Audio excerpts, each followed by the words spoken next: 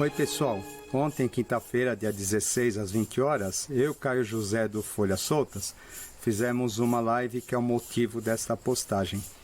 Como nem sempre é possível a gente fechar todos os temas, eu acredito que ficaram algumas coisas importantes que devem ser comentadas, as quais vocês encontrarão no final dessa apresentação. Espero que gostem e obrigado. E aí, Renê, como vão as coisas? Tá, tudo em ordem. E você? Ótimo. Como Dá um vamos de minuto. quarentena? É, Hã? vou dar um Como minutinho vamos de aqui. quarentena? Oi? Ah, quarentena, né? É isso. Tô aproveitando para colocar o trabalho em dia, para poder aplicar essas novidades no projeto Folhas Soltas, aprendendo para fazer uns pratos diferentes, uns chás, É a mesma coisa. É, aqui tá coisas na de mesma casa. vibe também. Aguardando aqui uns 2 minutinhos só para o pessoal ir Não, entrando tá aos bom. poucos. Enquanto isso, eu fico ajeitando aqui. Isso. Pronto. O áudio deve estar ok, né, para todo mundo. Acredito que sim. Tá ok.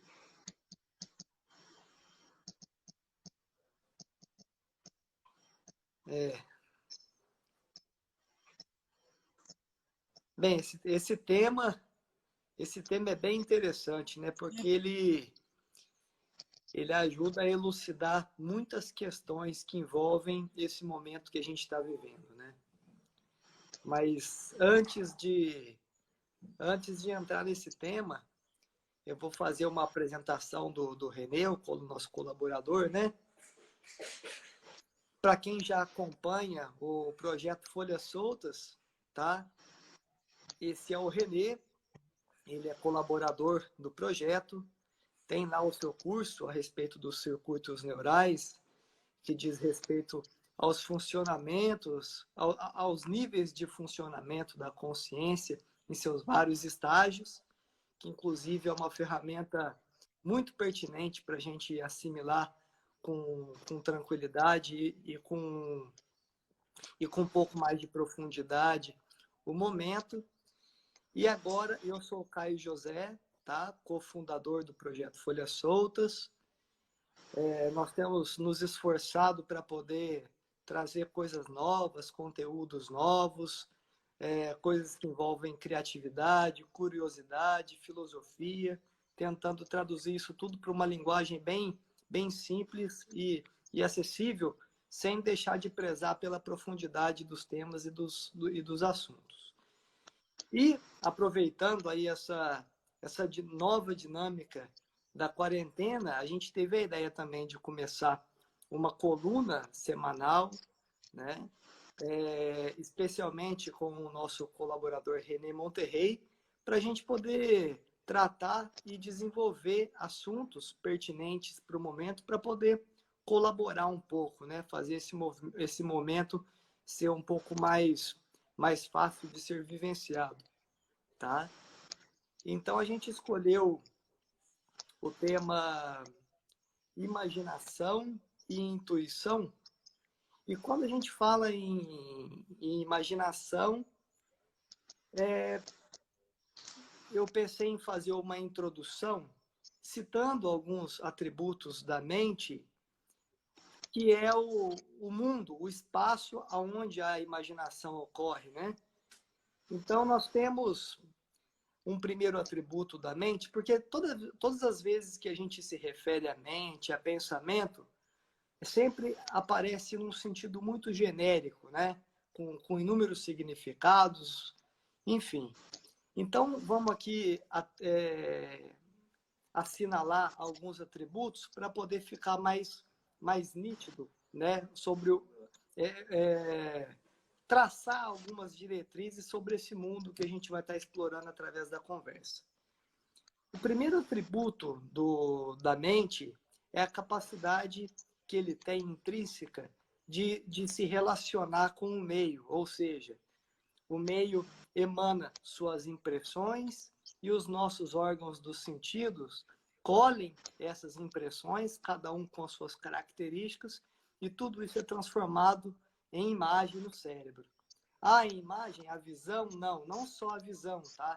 todos os órgãos do sentido, finalizam a sua interpretação, a sua absorção dessas impressões em imagem, e é a partir das imagens, tá, que os demais procedimentos fisiológicos ocorrem, tá? Então, o que vem através do olfato se converte em imagem, o que vem através da gustação se converte em imagem, o que vem através do tato, tudo se converte em imagem, e é a partir da imagem que ocorrem as demais consequências fisiológicas, tá?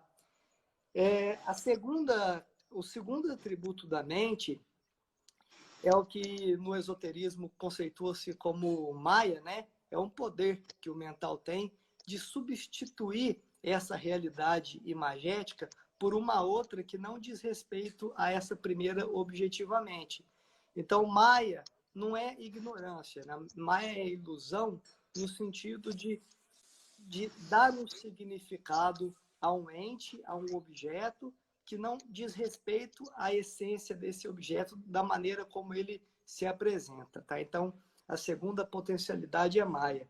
A terceira é a memória, tá? A memória, ela é uma característica, um atributo da mente que tem por finalidade armazenar essas impressões, tá? Que se organizam por similaridade vibratória, e também a capacidade de disposição da mente em acessar essas memórias, essas impressões que ficam armazenadas.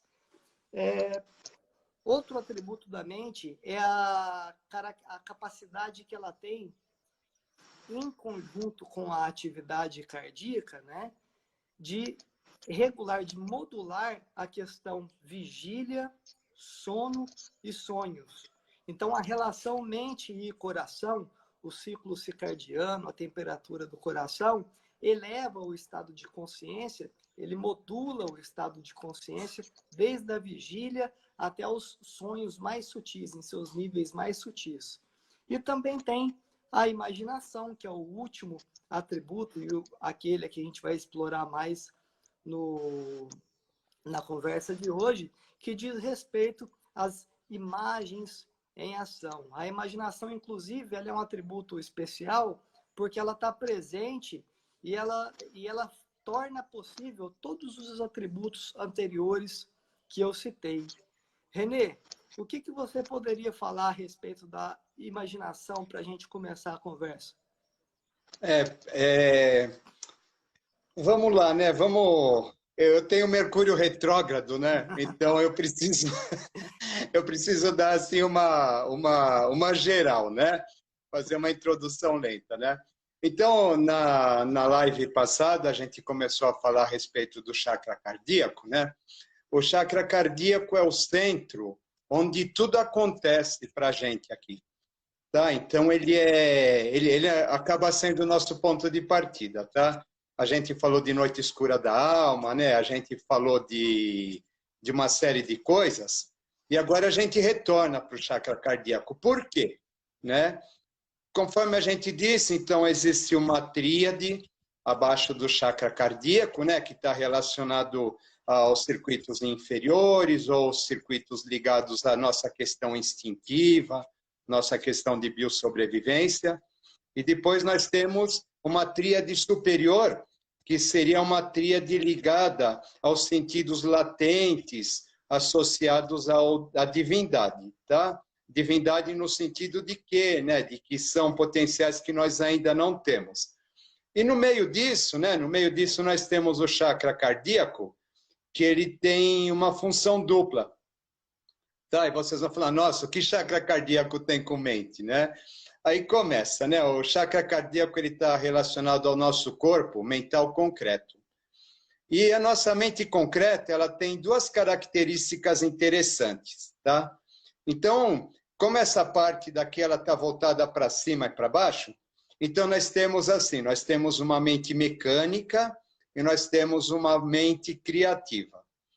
A mente mecânica é aquela mente repetitiva, tá? Que ela vai assimilando as coisas, né?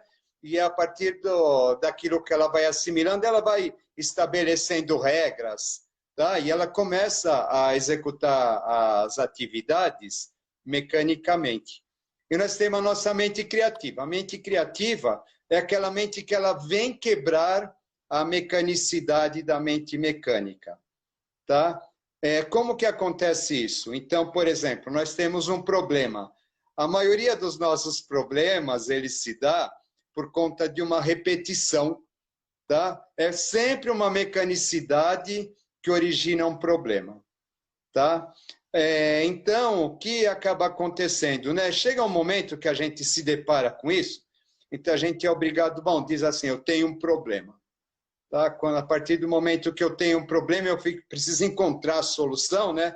Nesse momento, eu ativo a minha mente criativa, tá? A mente criativa, ela vai entrar em contato com a nossa tríade superior, né? E a partir daí nós vamos encontrar uma solução, tá? Como que isso acontece, né? Aqui a gente tem a tríade superior, né? Mente abstrata, mente intuitiva, mente crística. A mente criativa, ela conversa com a mente abstrata através de imagens, tá? Porque a mente abstrata é a sede dos arquétipos, a sede dos símbolos, tá? Então, por exemplo, a mente abstrata, ela tem símbolos, ela não tem linguagem, tá? Mas ela precisa se comunicar com a mente concreta, ela vai usar da mente criativa, ela vai usar as imagens para fazer isso, tá? Como o Caio disse, são sempre imagens externas, tá? São lembranças de cheiro, lembranças de tato, lembranças de olfato, lembranças de coisas que a gente viu, desenhos, né? Não importa, né? Essa comunicação, ela acaba acontecendo através de imagens, aí a questão, a imaginação. A imaginação, ela surge, tá? E faz com que a pessoa, ela tenha a capacidade de, a partir de todas aquelas informações, ela vai processar uma saída e vai conseguir sair daquele problema da mente abstrata, da mente mecânica. Tá? E mente concreta mecânica, né? Então, nessa hora, o que aconteceu? A mente concreta mecânica, ela entrou em contato com alguma coisa superior a ela, através da mente criativa, tá? Só que o que acontece? Nós temos uma tendência à repetição. Então, uma vez que nós encontramos a solução de algo, nós passamos a repetir aquela coisa, e aquilo que antes, no momento, foi mente criativa, passa a ser mente mecânica, tá? E aquilo vai fazer o quê? Aquilo vai gerar um novo problema, né? Para nós. A questão é, a mente criativa está ligada, que nem eu falei, com o eu superior, né? A mente mecânica, ela vai se ligar com o eu inferior.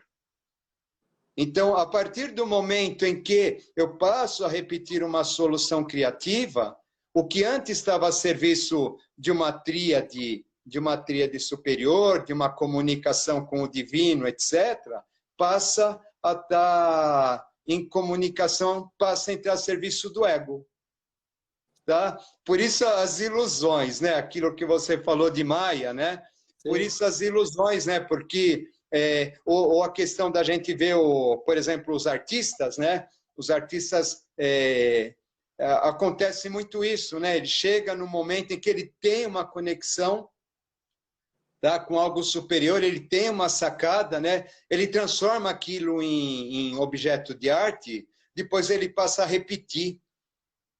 Ele passa a repetir, né? Aí, a partir desse momento da repetição, né? Aquela comunicação com o divino desaparece, né? E aí ele vai reforçando a questão egóica, tá? Então, a questão dos artistas serem egóicos, tudo, né? É porque é por causa disso, né? Existe um momento que existe a comunicação lá em cima, né? Nos circuitos neurais a gente vai ver isso depois, né? A consciência, ela não é perene, não é porque eu atingi alguma coisa que aquilo passou a fazer parte de mim, né? Atinge aquilo no momento, então não significa que eu sou aquilo. Significa que eu fui lá, peguei alguma coisa e trouxe para a Terra, né? Só que, volta a dizer, né? A repetição, né? A repetição faz com que isso daí vai se adensando, vai se concretizando, né?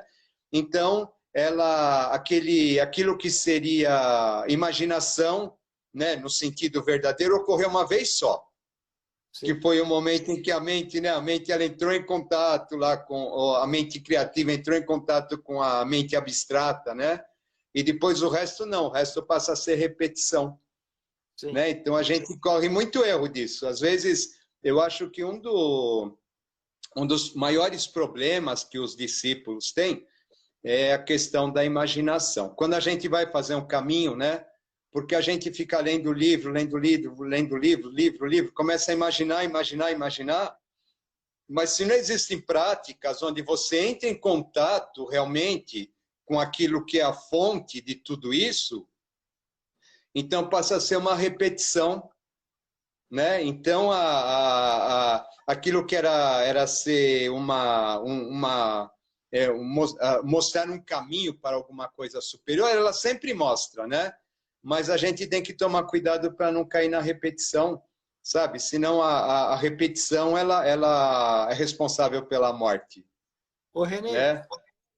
A gente pode dizer que o nosso quaternário inferior, ou seja, as inteligências que compõem a nossa personalidade, elas tendem à inércia, elas tendem a se estacionarem, né? Elas flertam com a zona de conforto. Então, a partir do momento que ele tem uma identificação com uma forma que o agrada, ele quer preservar essa forma. E isso faz com que ele o repita, né? Só que na medida em que essa forma ou essa imagem vai se repetindo, ela vai deixando de fazer sentido, porque ela fazia sentido no momento em que ela foi trazida para a forma, naquele momento, né?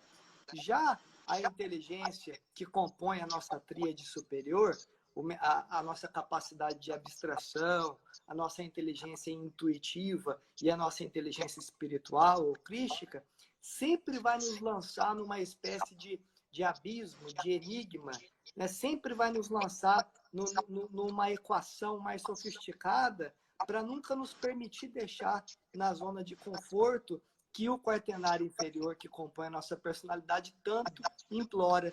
E é justamente esse embate entre forças que nos conduzem à inércia e forças que nos conduzem à abstração que geram todo o contraste que nos movimenta no dia a dia diante dos nossos antagonismos, não é isso? Sim. Né? Porque se a gente for pensar, né, então nós temos assim a tríade interior, a tríade inferior, né, ela acaba sempre vivendo em função da manutenção do indivíduo, né? Então assim, ela é puramente egoísta, né? Ela não é egoísta porque ela é má, tá? Ela é egoísta porque ela precisa, né? Ela precisa disso para sobreviver. Ela precisa disso para sobreviver, para manutenção do corpo físico, etc. Né? Já a tríade superior, ela é altruísta, né? Ela vive em função da humanidade, né? Tem que ser, né? Então, há tanto aquela história assim, diante do altar de Deus está o altar da humanidade, né? Então, está fazendo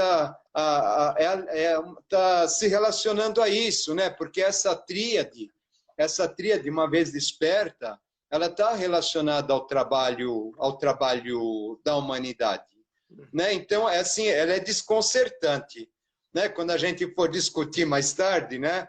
Que a gente for falar desses campos aqui, né? Eles são desconcertantes, né? Porque ele é como se a gente fosse assim, a gente passa pegando aquele movimento de descida e subida, né, que a gente vê na teosofia, né? Então existe até o quarto ponto, vai tendo um adensamento, né? Aquilo é construção, né? E a partir do quinto para cima é desconstrução, né? Uma vez a desconstrução ela é incômoda, né? Porque você passou tanto tempo aí construindo o seu eu, seu ego inferior, sua personalidade, né?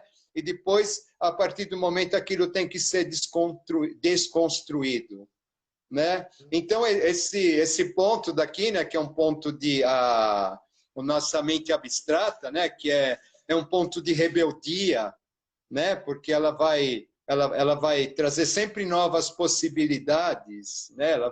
Ela vai questionar tudo aquilo que está estruturado, né? O quinto circuito é um circuito de rebeldia, né? O quinto aspecto, né? Para quem está familiarizado com essa linguagem, né? Então é o rebelde, né? O sexto aspecto, o amoroso, né? Por quê, né? Aqui vai chegar aqui já é ausência de julgamento. Sim. Mas essa ausência de julgamento tem que dissolver muita coisa para que isso aconteça. Claro. Né? Para chegar nesse estágio naturalmente, não é fácil assim. Né? Então, assim, essa parte, né? Entrar em contato com essa parte superior, né? Ela acaba sendo muito descômoda. Sim. Né? Aí, né? Aí um problema que existe, né? A nossa imaginação, né? A imaginação coletiva, ela vai dizer que você entrar em contato com coisas, com valores divinos, etc., que é extremamente agradável, né? Que você vai entrar no nirvana, você vai ficar flutuando, etc. E não é nada disso. Né? Não é nada disso. Você vai se dissolvendo, se fragilizando, se sensibilizando, né? E vai entrando em cada vez mais em contato mais fundo com as questões humanitárias, com as questões do inconsciente coletivo, com a dor humana, né? Porque vai se dissolvendo, né? Claro. Então, né? Aí você vê, né? Que a imaginação, ela, quando a gente vai fazer uma iniciação, um processo espiritual, a imaginação nos joga no caminho, né? Só que, na verdade, o caminho ele é o contrário daquilo que a nossa imaginação diz. Né? Aquilo que a nossa imaginação nos traz é aquilo que é preconceituoso na gente, né? Fruto daquelas imagens todas, daqueles símbolos todos, de tudo que a gente leu, né? Só que isso é preconcebido, né? Para você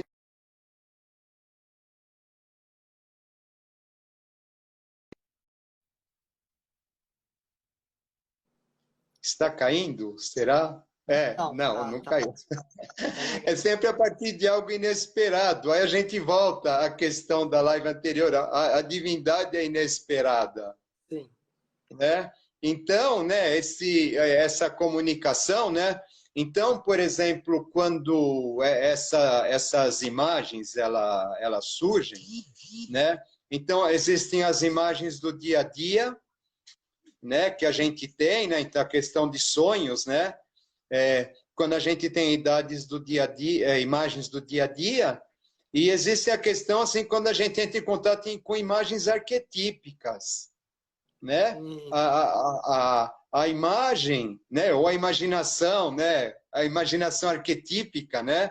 Ela tem a ver com a questão da mente abstrata, né? E porque ela traz conteúdos profundos, né? Mas a gente precisa para chegar nesse ponto, assim, a gente tem que, tem que cair um monte de tombo, né? Tem que apanhar um bocado até aprender. Poderíamos dizer assim, para ficar fácil para o pessoal desenhar assim nas suas compreensões, que a gente tem então os 7 estados de consciência, sendo que o primeiro diz respeito às inteligências mais instintivas que nos compõem, e o 7º as mais integradas, mais sutis, mais abrangentes. De alguma forma, eles são conectados. O 1 e o 7 são conectados, né? O 7 realizado é o 1 elevado até as condições do 7. Então, muito se confunde a questão do instinto, né? Nesse sentido, a gente ouve muito dizer, siga seu instinto, é o instinto que vai te ditar a verdade. Numa situação de risco, de emergência, numa situação de medo, de apuro, o instinto ele pode te dar respostas, né? Mas o instinto, no dia a dia, ele nubla a nossa visão emocional, mental, e o instinto também condiciona a nossa imaginação a criar soluções a partir dos desejos dele. Então, Sim, sim. né, ele se assenta, como o primeiro circuito, o primeiro chakra, o primeiro estado de consciência é a base estrutural aonde são impressos os demais circuitos, ele tende a preponderar perante os outros, né? E a gente sabe, igual você mesmo falou, que estado de consciência não é uma coisa que você atingiu o sexto estado de consciência e você fica no sexto estado de consciência perenemente, né? Não é perene. Isso. Acontece uma oscilação natural, né? A consciência ela vai transitando por esses corpos, né? E adquirindo as características de cada um desses mundos de acordo com as circunstâncias que ela vive, né? Então, por exemplo, quando a gente fala do segundo chakra, segundo circuito, segundo estado de consciência, tem a ver com a polaridade, a combatividade, aquela questão de desenhar um círculo no chão, trazer para dentro do círculo tudo aquilo que me agrada, que eu identifique, que eu compreendo, e expulso para fora do círculo tudo aquilo que eu acredito que não me diz respeito, que eu não compreendo e que me desagrada, né? São as bases polares pelas quais a nossa personalidade é erigida, né? O sexto circuito neural, o sexto estado de consciência, sexto sentido, Budi, né? É justamente a conciliação disso que outrora ficou separado, é a conciliação dos polos, né? Já dizia o princípio hermético da polaridade, tudo que vem à existência é polar, porém tudo que é polar tende a se reconciliar.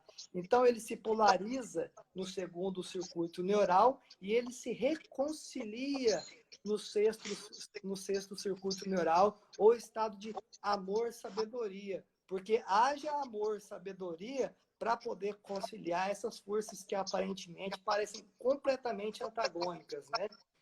E depois a gente tem também o terceiro circuito, ou o terceiro chakra, relacionado à questão do ego em seu aspecto inferior, a questão emocional, que é a forma como a sociedade é compreendida, a forma como a sociedade foi construída, foi desenhada, diz respeito ao terceiro chakra, a questão de como se desenha as hierarquias, etc.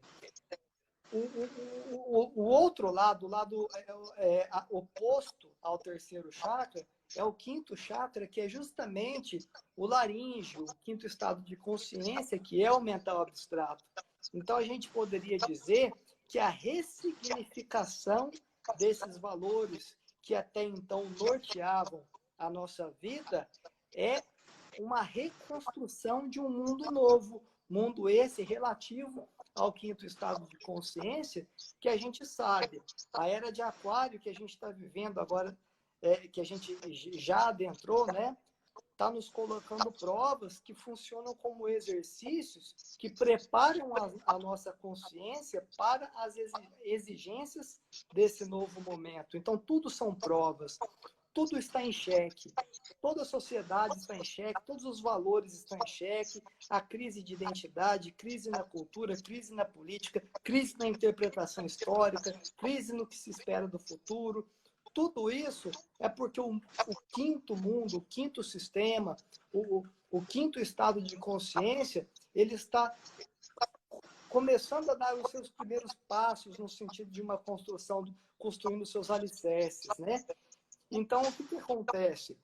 A gente encontrou aí uma conexão entre o primeiro circuito e o sétimo, tá? O segundo e o sexto, o terceiro e o quinto, e o quarto, que é justamente o mental concreto, o chakra cardíaco, que ele comunica essa tríade superior com essa tríade inferior, conforme o René disse. E é justamente ali que estão as chaves que a gente precisa encontrar para poder acessar esses mundos superiores, né, Renê? O que é interessante, né, dentro dessa colocação, né, é interessante a gente fica mais um pouquinho no terceiro e no quinto, né? Porque o que acontece, né? Então, o terceiro é a construção do ego, tá? O que aconteceu, né? O terceiro ele vai acontecer aí para quem conhece um pouco de teosofia, né? Então, é a questão da terceira cadeia, né? Na terceira cadeia, da cadeia lunar, vai ter a necessidade dessa construção desse ego, né? É quando nas escrituras o Adão come a maçã e depois ele passa a ver tudo diferente, né? Então, esse ego é a causa, né? É a causa de toda a humana evolução, né? Mas o que acaba acontecendo, né? O quinto, né? O quinto ponto é exatamente a desconstrução do ego, tá? Porque se o ego ele fala, não, é tudo para mim, é primeiro eu, né? O conceito aquariano, que já começa a valer a partir do quinto, é tudo de todos, é tudo da coletividade, somos todos um só, o planeta é a casa de todo mundo, né? Então, esse quinto, ele é a desconstrução do ego, né? Então, ele é muito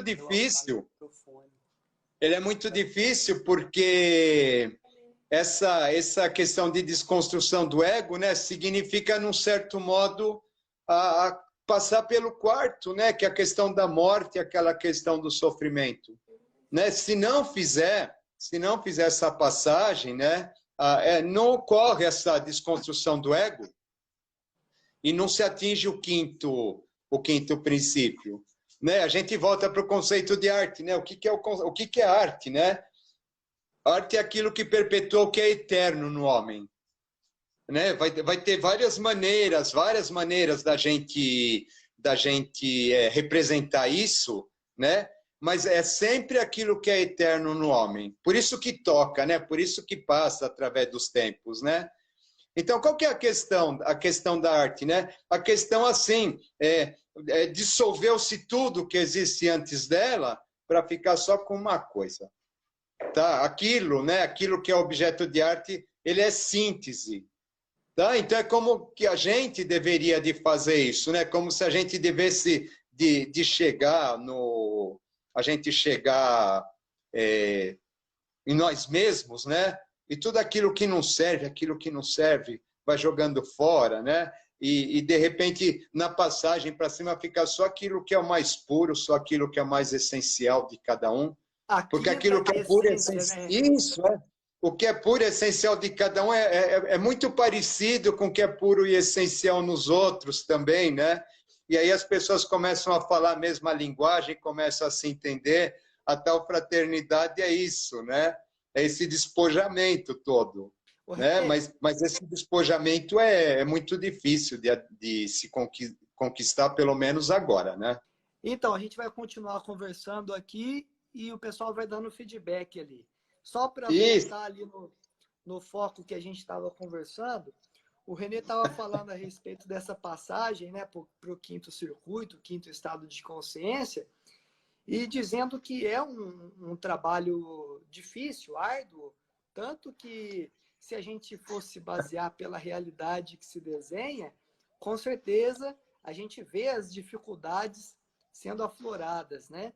É realmente difícil. Ninguém falou que é fácil, porém é necessário e a gente precisa lidar com isso, né?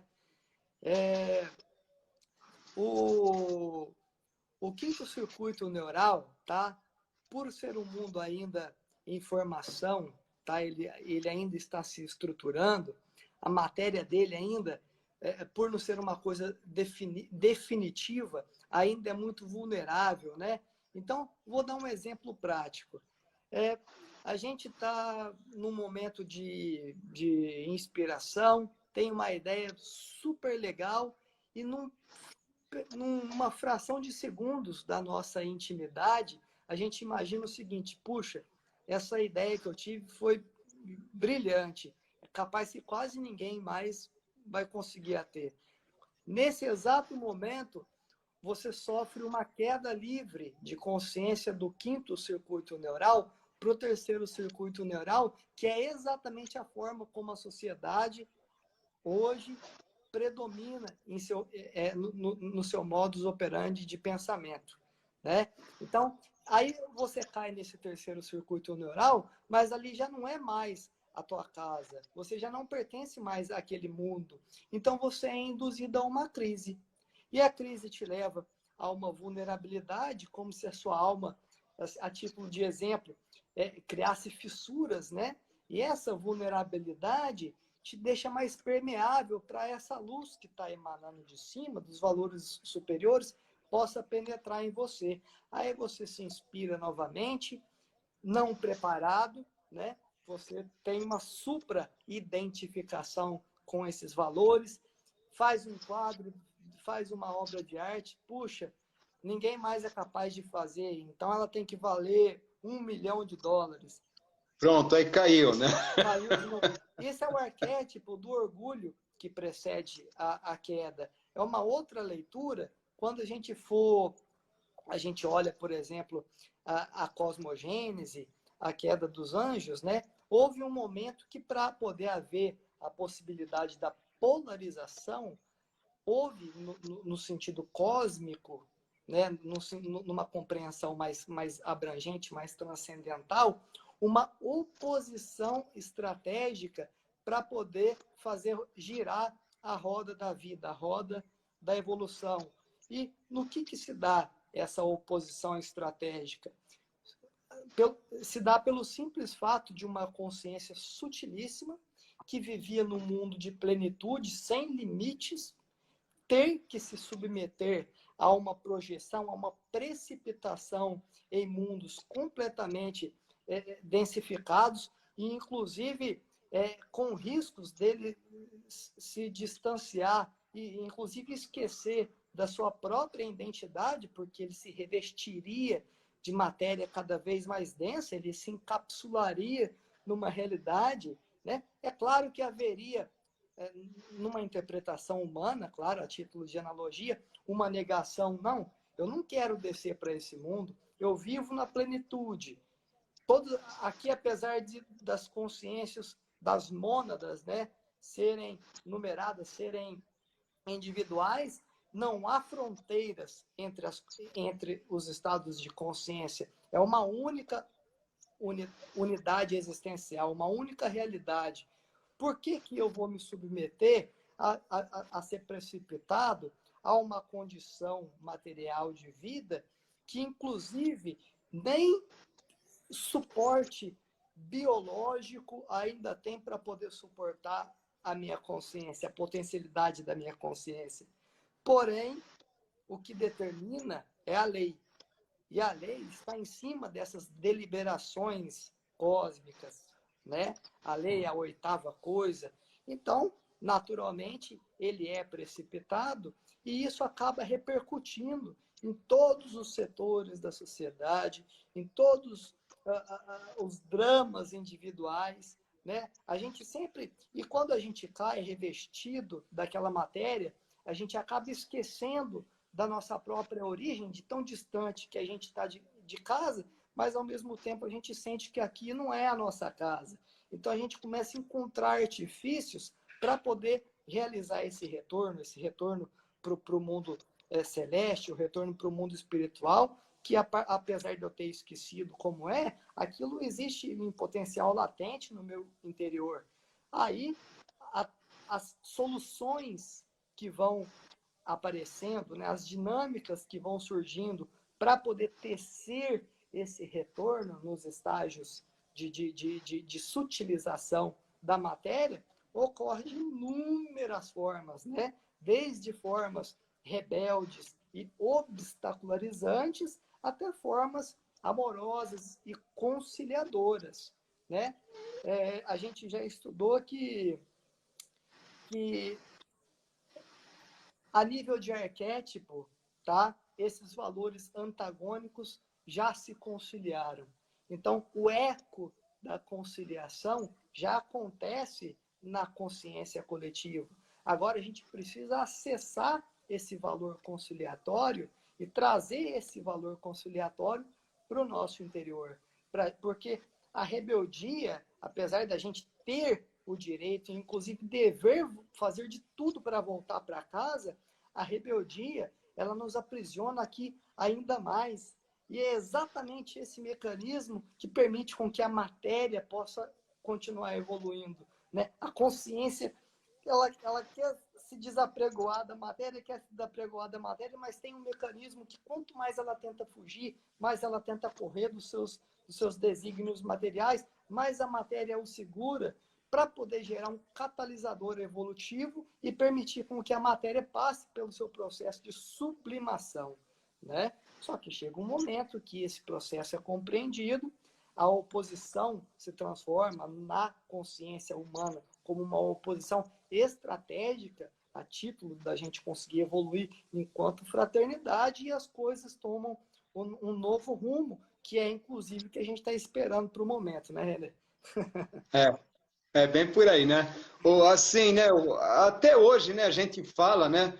Até hoje, os veículos superiores, eles não têm onde se apoiar, né? Eles não têm corpos de manifestação, né? A gente está formando essa questão da imaginação, da mente abstrata, dos arquétipos, né? Isso daí é o máximo que a gente consegue alcançar, né? Então, assim, por quê, né? Porque esses veículos, né, associados aos circuitos superiores, né, eles estão bastante latentes na gente, né? Porque eles dependem até de uma questão biológica, de amadurecimento do cérebro, né, que vai acontecendo a partir das raças, né, para que eles possam acontecer, né? Tanto que assim, cada avatar ele vai falar assim, ele vai trazer também uma nova raça, né? O que representa essa nova raça? Ela representa uma raça que traz um princípio a mais desenvolvido, capaz de acessar consciências superiores, né? Só que ela vai passar o tempo de duração entre um avatar e o outro, essa raça vai passar desenvolvendo esse princípio, né? Até que chegue um outro avatar e lance as sementes da outra, né? Aí já começa a gente começa a falar meio da parte instintiva, né? Da parte intuitiva, né? Porque, né? O eu superior, para ele falar com a mente abstrata, ele vai precisar da mente intuitiva, né? Só que essa é interessante a gente lembrar, né, que enquanto a imaginação ela precisa de imagens, né? Ela precisa de elementos pré-concebidos, né? A criatividade, né? Vai usar da imaginação para atuar, né? A intuição, a mente intuitiva, ela não vai ter nada disso, porque ela não se referencia a nada. A mente intuitiva é a raiz dos arquétipos, é a raiz dos símbolos, é a raiz de tudo que está formado, né? Então, para chegar na mente intuitiva, tem que haver uma desagregação ainda maior para conseguir chegar lá, né? Então, assim, o processo artístico, né? Está falando do processo de criação, né? Que é um processo meio de imaginação também, né? Como que ele ocorre, né? Quem trabalha com criatividade sabe muito bem que é isso, né? Você não diz assim, eu vou criar alguma coisa, né? Você vai entrar numa empresa e vai criar das 8 ao meio-dia, depois você vai parar para o almoço, e depois você vai criar da 1 da tarde até as 6 da tarde, e depois você vai para casa dormir. Cansei de criar. Não é assim, né? A ideia, né? A ideia, ela vem exatamente no momento que a gente se desliga de tudo isso, né? Não é assim, vou criar uma obra de arte que vai valer milhões, sabe? Pode até valer milhões, né? Mas ela só vai acontecer no momento que tiver desligado da intenção, que tiver desligado de tudo isso, a inspiração, né? A inspiração é uma coisa que ela não acontece forçosamente, né? Alguma coisa que de repente ela surge do nada, né? Mas ela só vai surgir do nada no momento que a gente esqueceu de tudo isso. A gente esqueceu da gente, a gente esqueceu do que a gente quer conquistar, Às vezes a gente não está, às vezes você está fazendo um buraco no chão e aquela inspiração vem, né? Ela não é completamente fora do processo, né? Por quê, né? Porque é no momento em que você está desmontado das suas intenções egóicas todas, né? E aí realmente nessa hora você consegue acessar o canal, né? E esse acesso do canal, ele é alguma coisa muito mediúnica. O quinto e o terceiro, eles se misturam, né? Porque tem um quê de mediunidade, entre aspas, tá? Tem um quê aí, né? Que faz com que isso aconteça, né? E esse é o processo de avatarização, né? Que é um outro tema para a gente discutir mais tarde, né? Porque é o chamado insight. O insight, o que é uma avatarização? É um insight, né? O que é a intuição? É um insight. De repente, ela vem na contramão de tudo e desmonta tudo aquilo que você tinha pré-formulado, mas ela te traz a solução de alguma coisa que você quer, né? De repente, você tem um insight e a partir daquele insight você muda toda a sua programação de vida, né? E aquilo foi um momento em que você entrou em contato com o divino, né? Mas como a gente não tem veículo de expressão, né? E a gente não tem veículo de expressão para isso, então a gente não consegue segurar, né? Vai ser um instante ínfimo, né? Em que a gente entra em contato com aquilo, canaliza, né? O que tem que acontecer, né? E depois volta para as nossas atividades. Aí sim, aí vai entrar o teu conhecimento, vai entrar a tua habilidade manual, vai entrar, né? Tem o uso de ferramentas adequadas para fazer o objeto de arte que você fizer, né?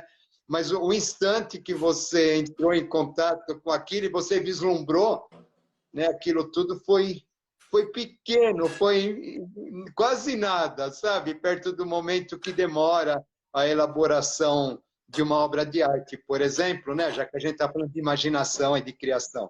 Sim. Ô, Renê, lembrando que todos os exercícios, todas as atenções, todos os estudos e dedicações, eles estão justamente no sentido de ampliar esses pequenos instantes, para se tornar o mundo intuitivo cada vez mais presente no ser humano. Porque, assim como o Sol, ele fica emanando os seus raios de luz o tempo todo, ele não se desliga nunca. Não é que ele se mostra de vez em quando, não é que de vez em quando ele dá as caras, é que de vez em quando a gente consegue uma permeabilidade momentânea a ponto de permitir com que essa luz se projete e ilumine o nosso pensamento. Tá? Então, qual que é o objetivo? A gente organizar a nossa casa, né? A luz está entrando pela janela, mas tem um tanto de cômodo na frente que obstaculariza essa luz. Mas se a gente organizar essa casa, essa luz não encontra obstáculo, então ela consegue iluminar o ambiente com menos obstáculos, vamos dizer assim, né? Quando se fala em estado búdico de consciência, né? Os Budas, ele pode ser até que eles não ficavam o tempo todo no estado búdico, porém, eles viviam períodos maiores influenciados por essa inspiração, e é isso que nos faz é isso que nos faz chamar de gênios, né? A gente distingue o ser humano, esse é um gênio, esse é um ser brilhante, esse é um... o que diferencia? É o período de acesso que ele consegue ter desses valores superiores. É, bem por aí, né? Você pega, por exemplo, os gênios da música, da pintura, né? Chegam, por exemplo, né? Chega uma hora que eles estão tão mergulhados, estão tão imersos naquilo, né? Que a gente acredita que a cabeça de um cara desse só vê cor, do outro só vê notas musicais, né? Chega uma hora que acho que eles nem falam mais uma linguagem, parece, né, que eles não Sim. falam nem mais uma linguagem normal, né? Sim. Porque eles estão imersos, né? Sim. Isso daí é interessante, né, a gente lembrar disso, né? O tal do 7 anos para a formação de cada veículo, né? E a gente precisa do amadurecimento cerebral para que isso aconteça, né?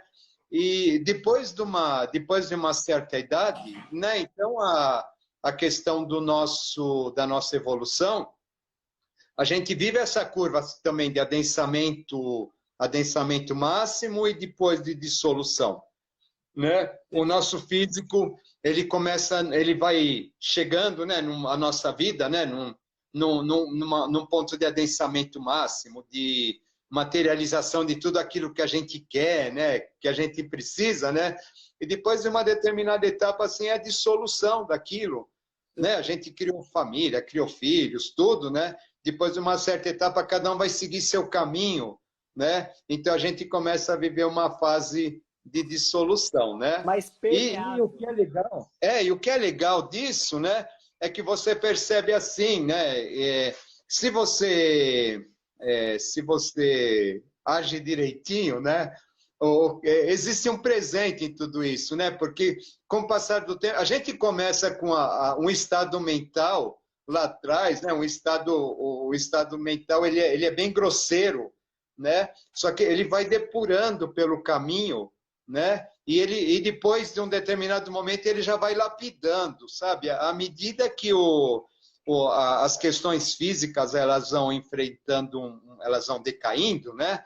Mas você vai tendo uma lapidação mental, né? Que é a questão dos circuitos superiores, né? Os circuitos superiores eles vêm exatamente para fazer essa lapidação, né? Para que quando a gente volte para a fonte, eu não sei o que acontece, né? Tudo são especulações, né? Mas teoricamente a gente está desenvolvendo alguma coisa para a etapa seguinte, né? Que na etapa seguinte aquilo que foi desenvolvido acaba sendo o ponto de partida do estágio seguinte, né? Ô, Renê, Mas é extremamente rico tudo isso, né? Mas a gente volta a dizer, essa questão, você precisa passar por um processo dissolutivo, né? Para depois chegar num processo evolutivo, talvez, né? eu diria Tem que um adensamento. a evolução ela se processa em todo esse percurso, né? A gente Isso. tende a interpretar como evolutivo o processo de lapidação. Porém, a evolução ela é perene, né? A evolução é um código genético da natureza e ela acontece em qualquer ocasião, em qualquer tempo, em qualquer densidade. Tudo é motivo para a natureza evoluir, né? Até no pensamento, né? Tudo, Né? tudo, Gente, tudo. tudo, né? Tudo, né? Tudo faz parte dela, né?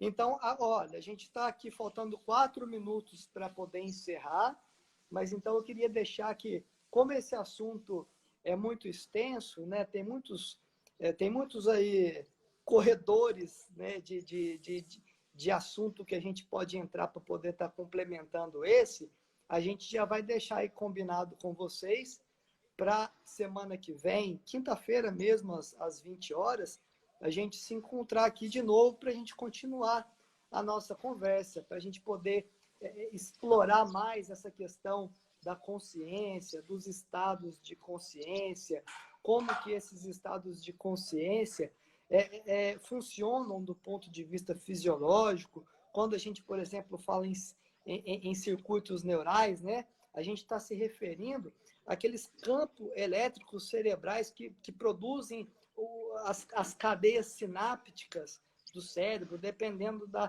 natureza de sinapse, ativa um conjunto de inteligências, dependendo da outra natureza, ativa outro conjunto de inteligências.